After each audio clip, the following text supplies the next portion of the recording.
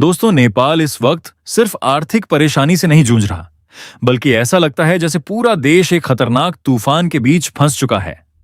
काठमांडू की सड़कों से लेकर बड़े बड़े सरकारी दफ्तरों तक बेचैनी फैल चुकी है। बाजारों में डर है, कारोबारियों की धड़कनें तेज हैं और सत्ता के गलियारों में लगातार बंद कमरों में मीटिंग्स चल रही हैं। वजह सिर्फ एक नहीं है। नेपाल पर इस समय दो ऐसे बड़े संकट एक साथ टूट पड़े हैं जिन्होंने पूरे देश की नींद उड़ा दी है। पहला संकट दुनिया की सबसे ताकतवर वित्तीय निगरानी संस्था एफएटीएफ का है और दूसरा संकट भारत के उस फैसले का जिसने नेपाल की फैक्ट्रियों और बाजारों में हड़कंप मचा दिया है। अब सवाल सिर्फ इतना नहीं है कि नेपाल आर्थिक मुश्किल में है। असली सवाल यह है कि क्या नेपाल आने वाले महीनों में ऐसी तबाही की तरफ बढ़ रहा है जहां से वापस लौटना बेहद मुश्किल हो जाएगा। दरअसल पूरी दुनिया की नजर इस समय नेपाल की वित्तीय व्यवस्था पर टिक चुकी है। फाइनेंशियल एक्शन टास्क फोर्स यानी एफएटीएफ ने नेपाल को साफ साफ चेतावनी दे दी है कि अगर अगले कुछ महीनों में उसने मनी लॉन्ड्रिंग और अवैध फंडिंग पर कड़ा एक्शन नहीं दिखाया तो उसे ब्लैक लिस्ट में डाला जा सकता है। अब आम आदमी के लिए ब्लैक लिस्ट सिर्फ एक शब्द हो सकता है, लेकिन किसी देश के लिए यह ऐसा तमगा होता है जो उसकी पूरी अर्थव्यवस्था को हिला देता है। इसका मतलब होता है कि दुनिया उस देश पर भरोसा करना बंद कर रही है। विदेशी बैंक दूरी बनाने लगते हैं, निवेशक पैसा लगाने से डरने लगते हैं और अंतर्राष्ट्रीय संस्थाएं कर्ज देने में सख्ती शुरू कर देती हैं। यही वजह है कि नेपाल की सरकार इस वक्त अंदर ही अंदर डरी हुई दिखाई दे रही है। एफएटीएफ की एशिया पैसिफिक शाखा एपीजी ने नेपाल को साफ संदेश दिया है कि सितंबर 2026 में होने वाली बड़ी समीक्षा से पहले उसे जमीन पर नतीजे दिखाने होंगे। सिर्फ कागजों में कानून बनाकर काम नहीं चलेगा। दुनिया अब कार्रवाई देखना चाहती है। हालात की गंभीरता का अंदाजा इसी बात से लगाया जा सकता है कि एफएटीएफ से जुड़े सबसे अनुभवी अधिकारियों में गिने जाने वाले डेविड शैनन खुद काठमांडू पहुंचे। पिछले कई सालों से दुनिया के अलग अलग देशों की जांच करने वाले इस अधिकारी का सीधे नेपाल पहुंचना एक बड़ा संकेत माना जा रहा है। इसका मतलब साफ है कि अब दुनिया नेपाल को शक की नजर से देखने लगी है। काठमांडू में प्रधानमंत्री कार्यालय से लेकर वित्त मंत्रालय, गृह मंत्रालय, नेपाल राष्ट्र बैंक, पुलिस और सेना तक के अधिकारियों के साथ लगातार बैठकों का दौर चला। लेकिन इन बैठकों के बाद जो खबर बाहर आई उसने नेपाल की चिंता और बढ़ा दी। बताया जा रहा है कि एपीजी के अधिकारी नेपाल की कार्रवाई से बिल्कुल संतुष्ट नहीं दिखे। नेपाल को पहले ही फरवरी 2025 में ग्रे लिस्ट में डाला जा चुका था और उसे 15 बड़े सुधार करने के लिए समय दिया गया था, लेकिन अब तक की प्रगति बेहद कमजोर मानी जा रही है। सबसे बड़ी परेशानी यह है कि नेपाल अब तक बड़े मनी लॉन्ड्रिंग मामलों में ठोस कार्रवाई नहीं कर पाया। रियल एस्टेट, कैसीनो, सहकारी समितियों और सोने चांदी के कारोबार में अवैध पैसों का खेल लगातार बढ़ता गया, लेकिन जांच एजेंसियां सिर्फ कागजी कार्रवाई करती रह गईं। नेपाल सरकार अपनी कमजोरी का कारण राजनीतिक अस्थिरता को बता रही है। वहां लगातार सरकारें बदलती रही हैं, सत्ता बदलते ही नीतियां बदल जाती हैं और जांच एजेंसियां कमजोर पड़ जाती हैं। लेकिन अब एफएटीएफ बहाने सुनने के मूड में नहीं दिख रहा। अगर नेपाल ब्लैकलिस्ट हो गया तो उसके लिए मुश्किलें कई गुना बढ़ सकती हैं। विदेशी निवेश लगभग रुक सकता है। वर्ल्ड बैंक, आईएमएफ और एशियन डेवलपमेंट बैंक जैसे संस्थानों से मिलने वाले कर्ज मुश्किल हो सकते हैं। अंतर्राष्ट्रीय बैंक नेपाल के साथ लेन देन में सख्ती बढ़ा सकते हैं, यानी नेपाल की पूरी आर्थिक साख पर ऐसा धक्का लग सकता है जिससे उबरने में सालों लग जाएं। लेकिन दोस्तों, कहानी यहीं खत्म नहीं होती। असली डरावनी बात तो यह है कि इसी समय नेपाल पर दूसरा बड़ा संकट भी टूट पड़ा है। भारत ने 30 सितंबर 2026 तक चीनी निर्यात पर रोक लगाने का फैसला किया है और इस फैसले ने नेपाल के उद्योग जगत में हड़कंप मचा दिया है। नेपाल अपनी जरूरत की पूरी चीनी खुद पैदा नहीं करता। उसे हर साल बड़ी मात्रा में भारत से चीनी आयात करनी पड़ती है। अब अगर भारत से सप्लाई रुकती है तो इसका सीधा असर नेपाल की फैक्ट्रियों और बाजारों पर पड़ने वाला है। नेपाल के व्यापारियों का कहना है कि फिलहाल बाजार में कुछ स्टॉक मौजूद है, लेकिन अगर यही हाल रहा तो आने वाले महीनों में स्थिति विस्फोटक हो सकती है। खासकर जूस, बिस्किट, चॉकलेट और मिठाई बनाने वाली फैक्ट्रियां सबसे ज्यादा संकट में आ सकती हैं, क्योंकि इन उद्योगों की पूरी रीढ़ ही चीनी पर टिकी है। नेपाल की सालाना मांग लगभग 2.5 लाख टन बताई जाती है, जबकि घरेलू उत्पादन सिर्फ 1.5 लाख टन के आसपास है। यानी हर साल करीब 1 लाख टन चीनी बाहर से मंगानी ही पड़ती है और उसका सबसे बड़ा स्रोत भारत रहा है। भारत ने यह फैसला अपने घरेलू बाजार में महंगाई नियंत्रित रखने के लिए लिया है।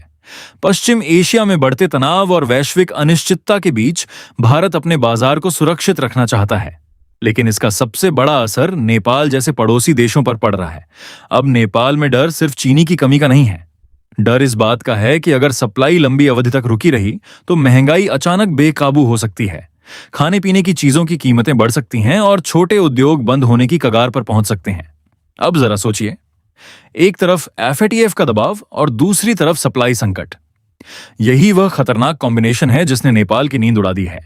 अगर नेपाल की वित्तीय व्यवस्था पर अंतर्राष्ट्रीय दबाव बढ़ता है और उसी समय भारत से जरूरी सप्लाई प्रभावित रहती है तो नेपाल के लिए बाहर से सामान खरीदना और महंगा हो जाएगा। विदेशी बैंक पहले ही सतर्क हो जाएंगे। डॉलर में भुगतान मुश्किल होगा, आयात की लागत बढ़ेगी और फिर इसका असर सीधे नेपाली जनता की जेब पर पड़ेगा। काठमांडू के बाजारों में इस समय सबसे ज्यादा चर्चा इसी बात की हो रही है कि आने वाले महीनों में महंगाई कितनी बढ़ सकती है। लोग डर रहे हैं कि कहीं हालात श्रीलंका जैसे ना हो जाएं, जहां आर्थिक संकट ने पूरे देश को हिला दिया था। नेपाल की अर्थव्यवस्था पहले से ही कमजोर मानी जाती है। पर्यटन, विदेशों में काम करने वाले नेपाली युवाओं की कमाई और सीमित उद्योगों पर यह देश काफी हद तक निर्भर है। ऐसे में अगर विदेशी निवेश रुकता है और सप्लाई संकट बढ़ता है तो हालात तेजी से बिगड़ सकते हैं। सबसे खतरनाक असर नेपाल के बैंकिंग सेक्टर पर पड़ सकता है। अगर एफएटीएफ ने सख्ती बढ़ाई तो विदेशी बैंक नेपाली बैंकों के साथ लेन देन सीमित कर सकते हैं। इससे व्यापारियों को डॉलर में भुगतान करने में मुश्किल होगी, फिर आयात महंगा होगा, फिर बाजार में चीजें महंगी होंगी और फिर जनता पर बोझ बढ़ेगा। यही वह आर्थिक चक्र है जो धीरे धीरे किसी भी छोटे देश की अर्थव्यवस्था को अंदर से खोखला कर देता है। नेपाल के अंदर अब राजनीतिक डर भी तेजी से बढ़ रहा है। वहां की सरकार जानती है कि आर्थिक संकट सिर्फ बाजार तक सीमित नहीं रहता। जब महंगाई बढ़ती है तो जनता का गुस्सा भी बढ़ता है। नेपाल में पहले भी आर्थिक मुद्दों ने सरकारें गिराई हैं, लेकिन इस बार हालात ज्यादा खतरनाक हैं क्योंकि संकट सिर्फ अंदर से नहीं बल्कि बाहर से भी आ रहा है। अगर फैक्ट्रियों में उत्पादन कम हुआ, नौकरियां घटी और विदेशी निवेशकों ने दूरी बना ली तो नेपाल की राजनीति में बड़ा भूचाल आ सकता है। इसी बीच एक और बड़ा खतरा तेजी से बढ़ रहा है और वह है ब्लैक मार्केट।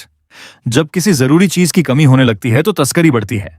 भारत और नेपाल की खुली सीमा पहले से ही कई तरह के अनौपचारिक व्यापार का रास्ता रही है। अब अगर चीनी की कमी बढ़ती है तो अवैध तरीके से सप्लाई शुरू हो सकती है।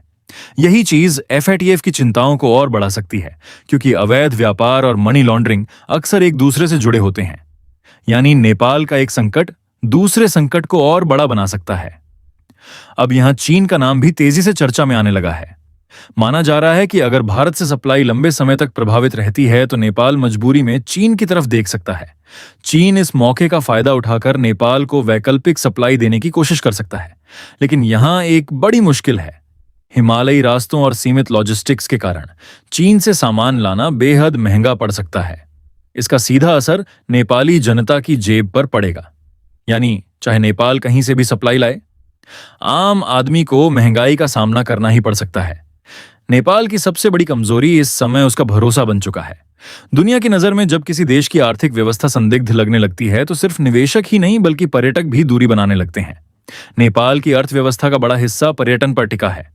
हर साल लाखों विदेशी पर्यटक वहां घूमने आते हैं। लेकिन अगर दुनिया को यह संदेश गया कि नेपाल की वित्तीय व्यवस्था कमजोर है और देश आर्थिक संकट में फंस रहा है तो इसका असर पर्यटन पर भी पड़ सकता है। होटल उद्योग, ट्रैवल कंपनियां और छोटे व्यापारी सीधे प्रभावित होंगे। सबसे ज्यादा चिंता अब नेपाल के युवाओं को लेकर बढ़ रही है। अगर बेरोजगारी बढ़ी और उद्योग कमजोर हुए तो बड़ी संख्या में नेपाली युवा विदेशों की तरफ पलायन कर सकते हैं। नेपाल पहले से ही बड़ी संख्या में अपने युवाओं को खाड़ी देशों और दूसरे देशों में काम के लिए भेजता है। लेकिन अगर देश के अंदर आर्थिक संकट और गहराया तो यह पलायन और तेज हो सकता है। इससे नेपाल के अंदर काम करने वाली युवा शक्ति कमजोर होगी और देश लंबे समय तक आर्थिक निर्भरता के जाल में फंस सकता है। भारत की भूमिका इस पूरे संकट में बेहद अहम मानी जा रही है। भारत चाहे तो नेपाल को राहत देने के लिए विशेष व्यापार व्यवस्था बना सकता है, क्योंकि दिल्ली यह अच्छी तरह जानती है कि आर्थिक रूप से कमजोर नेपाल पूरे क्षेत्र में अस्थिरता बढ़ा सकता है। यही वजह है कि आने वाले महीनों में दिल्ली और काठमांडू के बीच पर्दे के पीछे बड़ी बातचीत होने की संभावना जताई जा रही है। नेपाल भारत से तकनीकी और वित्तीय मदद भी मांग सकता है ताकि एफएटीएफ के दबाव से बाहर निकल सके। लेकिन दोस्तों, सबसे बड़ा सवाल अभी भी वहीं खड़ा है। क्या नेपाल वक्त रहते संभल पाएगा? क्या वहां की सरकार इतने कम समय में वित्तीय सुधार कर पाएगी? क्या भारत के साथ व्यापारिक तनाव कम होगा?